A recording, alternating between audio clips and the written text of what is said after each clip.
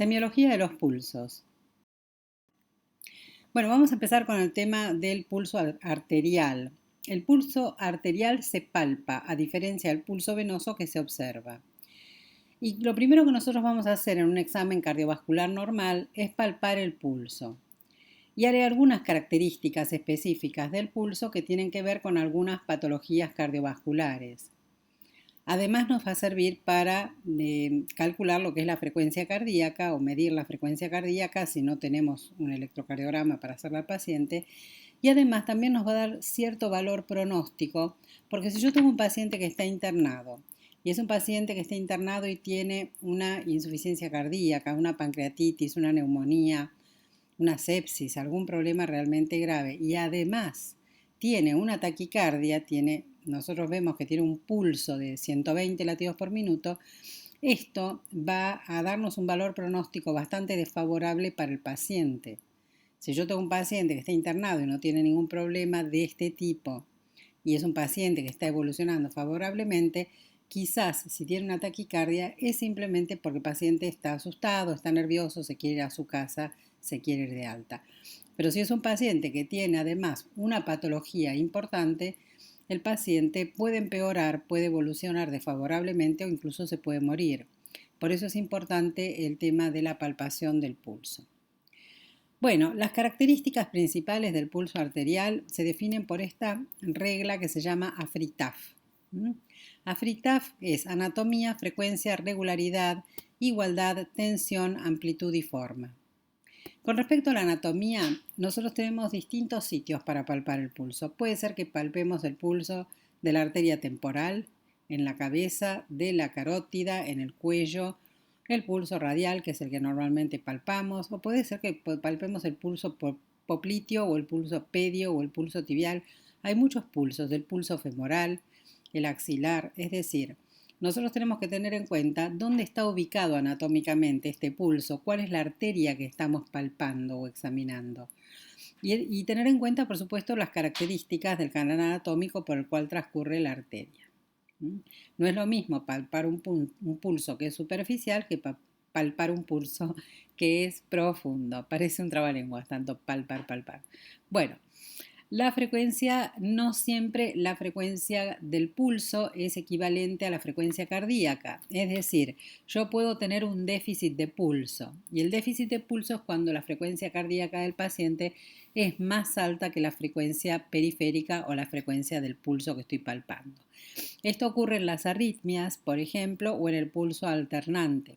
Las arritmias, como la fibrilación auricular, vamos a ver que tenemos un pulso desigual e irregular. Si tengo un pulso alternante, tengo un pulso que es patognomónico de lo que es la insuficiencia cardíaca. La regularidad tiene que ver con el espacio de tiempo que ocurre entre dos ondas de pulso o dos latidos de pulso. A ver si esto es igual siempre o no. Si hay igual distancia o igual tiempo entre una onda de pulso o no. Cuando hay igual distancia es regular, si no es irregular. La igualdad y la amplitud son dos variables que están vinculadas, tienen que ver con la amplitud de la onda de pulso, a ver qué tan amplio o fuerte es el pulso. Y la tensión o resistencia es la tensión que ofrece el pulso a la palpación. Si yo comprimo la arteria, ¿cuánta resistencia me ofrece? En los pacientes ancianos, que por lo general tienen las arterias esclerosadas, calcificadas, rígidas, o también el paciente hipertenso, van a tener un pulso que se considera un pulso duro, difícil de colapsar. Pero si yo tengo un paciente hipotenso, por el contrario, va a tener un pulso blando, fácil de colapsar. Y con respecto a la forma, ahora vamos a ver todas las formas de pulso que podemos tener.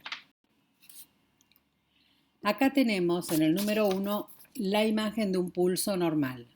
Esta es la onda de pulso normal.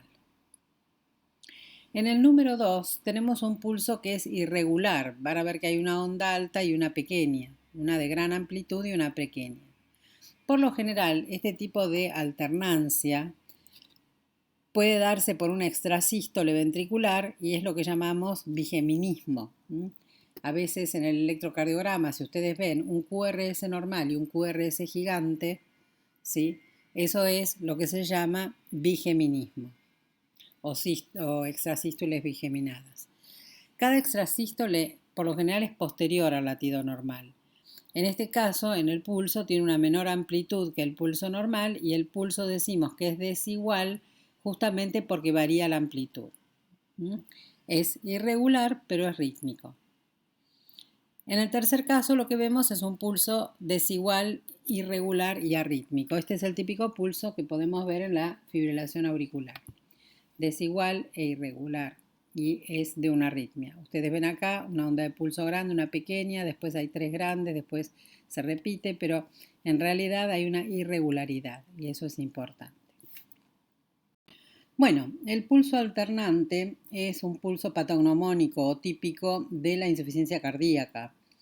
La onda de pulso va a variar de un latido a otro. Ustedes ven ahí la alternancia, es decir, hay una onda con una amplitud mayor y una menor, una mayor y una menor.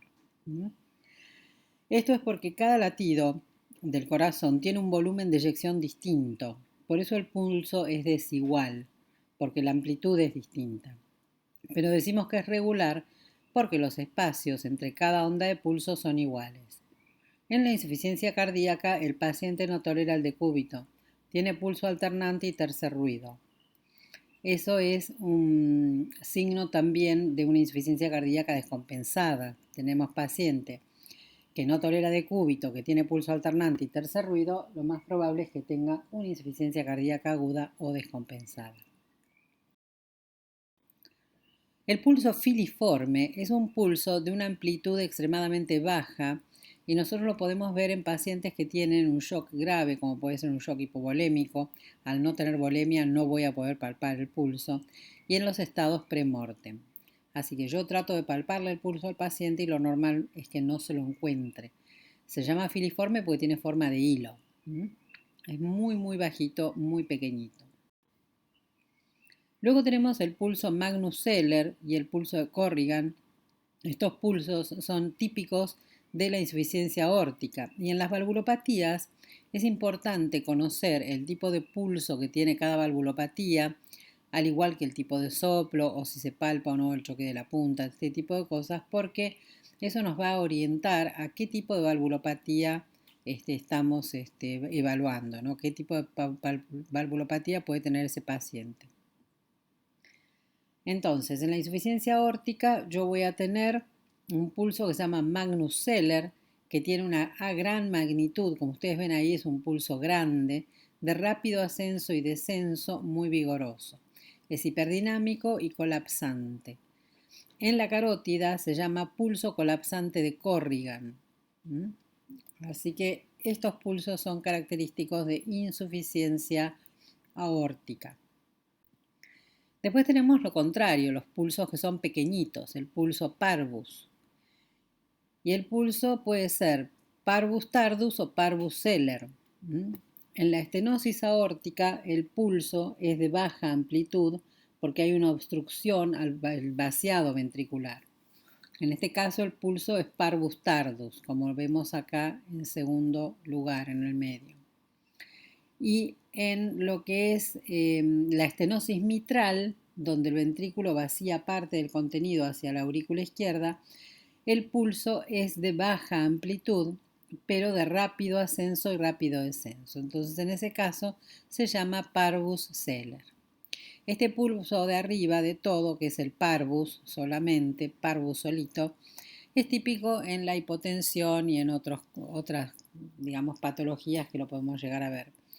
Pero bueno, piensen, un paciente hipotenso va a tener un pulso pequeño. Un paciente hipertenso va a tener un pulso más duro, más grande, más palpable. Entonces, parvus tardus para lo que es estenosis aórtica, parvus celer para lo que es estenosis mitral. En general, las estenosis tienen pulsos de tipo parvus, pequeños, mientras que las insuficiencias tienen pulsos grandes, magnus. Y acá tenemos un pequeño resumen de lo que son los pulsos arteriales. El primero, como vemos acá, es un pulso normal. El segundo es un pulso alternante, uno más grande, uno pequeño, uno más grande, uno pequeño. Esto era típico de la insuficiencia cardíaca, por ejemplo. Después tenemos el pulso biexperience, que es un pulso que tiene como un doble impacto o una doble melladura aquí arriba, un doble lomo, ¿sí? Es un doble impacto sistólico. Este por lo general lo vamos a ver en insuficiencia aórtica también, en la carótida y en la miocardiopatía hipertrófica. Tenemos después este pulso que se llama dícroto. El pulso dícroto es cuando tiene dos picos, tiene un pico sistólico y un pico diastólico. Y este pulso es típico de la fiebre tifoidea. Tenemos el pulso paradojal o pulso paradojal de Kussmaul, que ahora lo vamos a ver, que es un pulso que en inspiración desciende, baja su amplitud. Después tenemos los pulsos parvus tardus, que habíamos dicho que era típico de la estenosis aórtica. Y el pulso hiperkinético o Magnus Zeller, que era típico de la insuficiencia aórtica. Así que ahí tenemos distintas valvulopatías y distintas patologías cardiovasculares que nos dan distintos tipos de pulso. Con respecto al pulso paradojal de Kussmaul, lo importante es que hay normalmente cuando uno no tiene ninguna patología y tiene un paciente sano, yo le tomo el pulso al paciente y le tomo la tensión arterial. En inspiración, la tensión arterial sistólica baja hasta 10 milímetros de mercurio o menos. Cuando yo tengo un pulso paradojal o de Kussmaul, lo que vamos a ver es que la tensión arterial sistólica en inspiración baja mucho más de 10 milímetros de mercurio. Muchas veces puede ser que baje 20, 30, 40. Esto lo podemos ver, por ejemplo, en el taponamiento cardíaco. Así que bueno, hay algunos casos donde se puede llegar a desaparecer y ahí se llama pulso paradojal total, pero es raro de ver. En otra patología donde vamos a encontrar el pulso paradojal de Kussmaul es en el asma. Los pacientes que tienen asma ya muy grave van a tener pulso paradojal de Kussmaul. Bueno, este ha sido un repaso de lo que son los pulsos arteriales y lo que vamos a hacer ahora es hacer un repaso de los pulsos venosos en el siguiente video. Nos vemos. Gracias.